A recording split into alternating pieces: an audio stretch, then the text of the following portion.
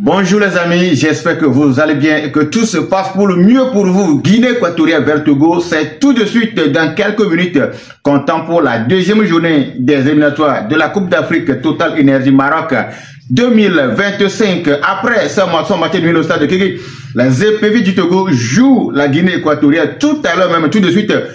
Content pour cette deuxième journée dans un contexte vraiment très tendu. Vous savez que le Togo, pour cette deuxième sortie, est obligé de faire soit au pire des cas un match nul, pourquoi pas la victoire pour espérer une chance de qualification après son faux pas à domicile. Pour cette vidéo, nous allons parler en tout lieu d'abord de la composition probable. Mais avant d'arriver sur la composition probable, nous allons rappeler les différentes confrontations qui ont eu lieu entre la Guinée équatoriale et le Togo. Il faut savoir que si nous prenons la 5 rencontres pour la Guinée équatoriale, comment a été le résultat également sur les 5 dernières matchs, rencontres pour le Togo, comment ça a été en termes de résultats. Maintenant, si nous prenons les confrontations Guinée équatoriale et Togo, il faut dire que c'est 4 fois. Maintenant, sur ces 4 rencontres, comment ça a été? Est-ce que le Togo s'en sort? Nous allons en parler dans cette vidéo. Bien sûr, la composition probable, puisque nous allons voir quels sont les éléments en force. On dit on reprend la force par la force. Quelles sont les forces en présence, les 11 meilleurs entrants que Mohamed Daré pouvait aligner ce soir pour pouvoir contrecarrer, contre-attaquer les assauts de ces Guinéens. Pour rappel, la Guinée sera au dos au mur.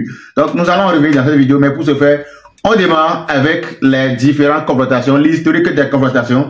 Il faut dire d'abord, pour la confrontation entre le Togo et la Guinée équatoriale, d'abord, sur les 5 dernières rencontres entre la Guinée équatoriale, les 5 dernières rencontres pour la Guinée équatoriale et pour le Togo, sur ces 5 derniers matchs, vous savez, pour le Togo, c'est une victoire, 3 matchs nuls et une défaite. Sur les 5 derniers matchs des éperviers du Togo, c'est une victoire, 3 matchs nuls et une défaite. Et la seule défaite, c'était face à la République démocratique du Congo, la RDC, comptant pour la deuxième journée des éliminatoires de la Coupe du Monde 2026, au moment où le Togo avait déjà tenu un chèque, le Sénégal à la maison, 1 but partout, comme à 0 but partout.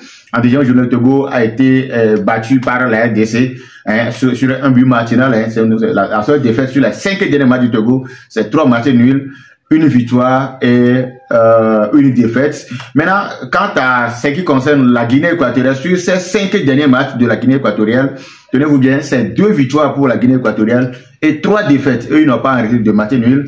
Donc, sur les 5 derniers matchs de la Guinée équatoriale, c'est 2 victoires, 3 défaites pour la Guinée équatoriale. Maintenant, si nous prenons la confrontation, vous savez que ce n'est pas la première fois que le Togo et la Guinée équatoriale vont s'affronter pour les éliminatoires de la CAN.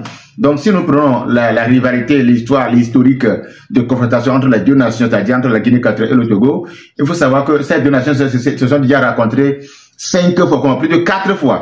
La Guinée équatoriale et le Togo se sont déjà rencontrés 4 fois. Et sur les 4 confrontations entre les deux nations, c'est un bilan positif c'est plutôt un bilan positif pour le Togo. Le Togo a enregistré 2 victoires, 1 match nul et une seule défaite. Vous voyez que la Guinée équatoriale, c'est vrai aujourd'hui, ça fait peur, puisque c'est historique de résultats. La dernière confrontation entre les deux nations, ça remonte en septembre, plus précisément le 7 septembre 2022, et c'était un score de parité de 2 buts partout. Tenez-vous bien, le match a lieu à Malabo, en Guinée équatoriale. Donc, si nous prenons ces deux équipes, c'est vrai qu'aujourd'hui, la Guinée, vu la récente performance, cette performance actuelle réalisée surtout au niveau de la CAN, au moment où on sait qu'elle a infligé 4 buts à 0 au pays organisateur qui est la Côte d'Ivoire pour la récente CAN, il va falloir avoir peur. Mais j'ai l'habitude de dire quelque chose. Quand on annonce de confrontation de ces gens, les EPV plutôt se comportent très bien. C'est pas si vous remarquez comme moi, les EPV se comportent très bien et puis jouent très bien aussi. Donc c'est plutôt face aux petites nations entre griffes qu'ils se perdent. Donc je crois que face à la Guinée équatoriale, certes, le vitesse qu'ils ont affiché n'est pas du tout ça, mais aujourd'hui il y aura match. Ce soir, il y a match, dans quelques minutes même là, il y a match entre Guinée équatoriale et le Togo. Souvent, la seule défaite du Togo face à la Guinée équatoriale, ça date depuis 2016. Donc, vous voyez que le Togo ne perd pas rapidement devant la Guinée équatoriale. Donc, aujourd'hui, quand nous prenons le contexte, c'est que le Togo a raté 3 cannes consécutives et aujourd'hui, LDOMU veut faire tout pour y aller.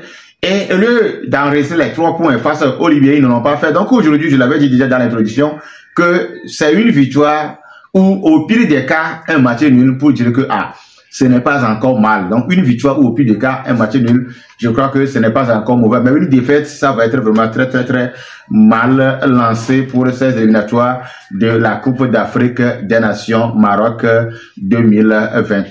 Donc, voilà là l'historique des deux confrontations. Et l'autre nouvelle, avant d'aborder le point composition probable, c'est dit, je vais vous donner ma composition probable. L'autre mauvaise nouvelle, c'est que le duo, moi, pour la rencontre de Libéria, j'avais apprécié 2 joueurs qui sont vraiment 3. Il y a sur les 3 joueurs que j'ai vraiment acclamé, il s'agit de Josué Romao et Kennedy Boateng, plus Roger Hall qui était vraiment très en place au vu de cette rencontre. Malheureusement, on nous annonce le forfait de ces deux-là. C'est un coup dur, et puis il faut dire que les deux, ils ont bien joué l'autre fois au Stade de Ligue, puisque les deux évoluaient dans un même club en Roumanie là-bas, donc ils se comprenaient très bien au moment où les Kevin Deke et les là-bas ne se retrouvent pas. Eux, quant à eux, sa combinaison, tout et tout, ça marchait très bien. Avec un Roger Hall qui a montré au grand public que s'il avait commis une petite erreur face à cette équipe comme lors des éliminatoires de la Coupe du Monde, que ce n'est pas encore la fin du monde, elle a encore du beau jeu devant lui.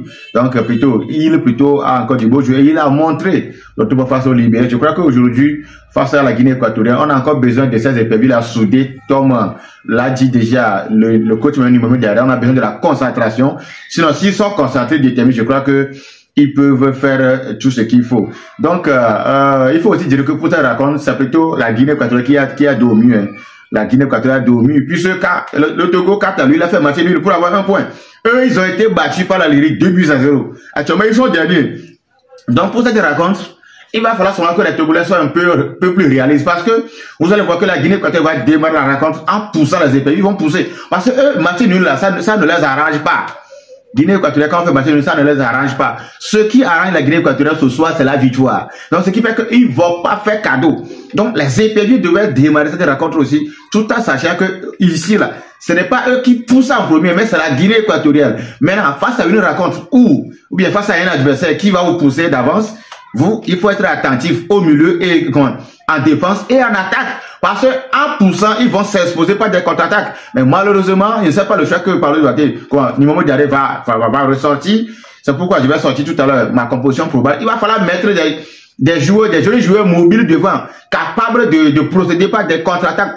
Des joueurs qui sont lents, lourds, comme les photos là-bas, ne peuvent plus faire l'affaire. D'ailleurs, vous allez voir tout à l'heure ma composition probable. Donc, pour cette rencontre, il va falloir avoir une défense solide. Et donc, je profite en même temps pour vous dévoiler ma composition probable. Pour moi, pour cette rencontre, comptant pour la 2e journée, au moment où Josué Romao et Kennedy Boateng sont forfaits, c'est-à-dire pour la rencontre, moi, il va falloir faire sortir maintenant Loïc Bessile, qui était absent lors de la première rencontre. On n'avait pas vu la cause. Donc, on forme, il va falloir aussi revoir le positionnement de Djené Akonam. Il ne faut pas que Djené Akonam évolue sur l'aile. Il faut qu'il revienne maintenant en charnière au niveau de la défense. Et on forme le duo avec Alexis Romao et Djené Akonam. Et les ailes en défense toujours sont occupées par Loïc Bessile à droite et de l'autre côté Amevoa Mawena. On reprend la force par la force. Donc Djené Akonam et Alexis Romao en charnière. Et sur les côtés, de l'autre côté, nous avons Amevoa Mawena et Loïc Bessile qui joue bien sur son côté droit là. Donc dans les buts, je garde toujours Bakola. Si Agassa et son consort voient que ils ont encore d'autres raisons, moi je le dis, je le répète, face à la Guinée équatorienne, moindre erreur, ça va payer cash. Donc il va falloir réfléchir beaucoup avant de nous sortir un 11 titulaire. Donc pour moi, Bakola est dans les buts. En charnière, Djené Akonam et Alexis Romao.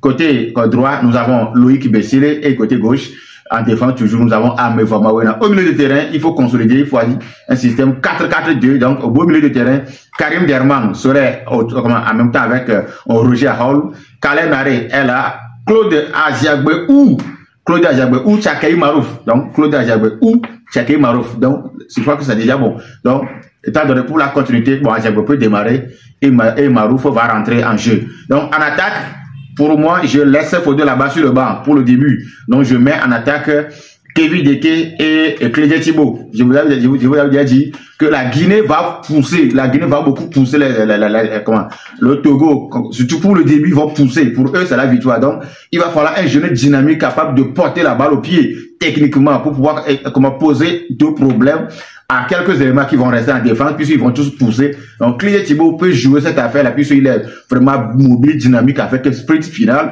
ça peut faire l'affaire. Donc, voilà mon système, ma composition probable pour pouvoir démarrer la rencontre et essayer d'arranger, au pire des cas, un match de pourquoi pas la victoire. Et au moment du changement, on sait que Clédier, il n'arrive, bon, avec difficulté, il n'arrive pas à tenir jusqu'à la 40e minute. Donc, Fodo là-bas va rentrer déjà dès la 70e, voire 80e minute.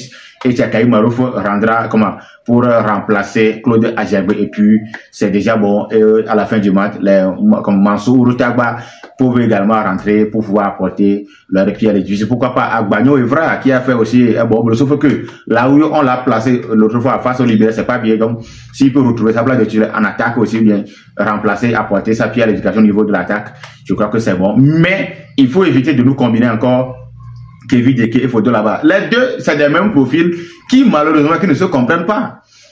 L'un veut toujours montrer que c'est lui qui est fort, l'autre aussi veut montrer que c'est lui qui est fort. Finalement, on n'a pas de mouvement dans l'attaque. Donc aujourd'hui, si on peut laisser un, comme l'a déjà commencé Paulo Duarte, en laissant Fodo là-bas sur le banc, je crois que moi, je serai d'accord avec cette idée de départ. Aujourd'hui, on gagne, ou au pire des cas, c'est un match nul. C'était là l'avis d'Intégral Sport officiel. Laissez ce que vous pensez de cette rencontre en commentaire et je vous retrouve tout juste à 18h30 pour le débrief. Pas 18h, mais à 18h déjà, de 17h à 18h pour le débrief de la rencontre entre le Togo et la Guinée équatoriale. Prenez soin de vous et on se retrouve très bientôt.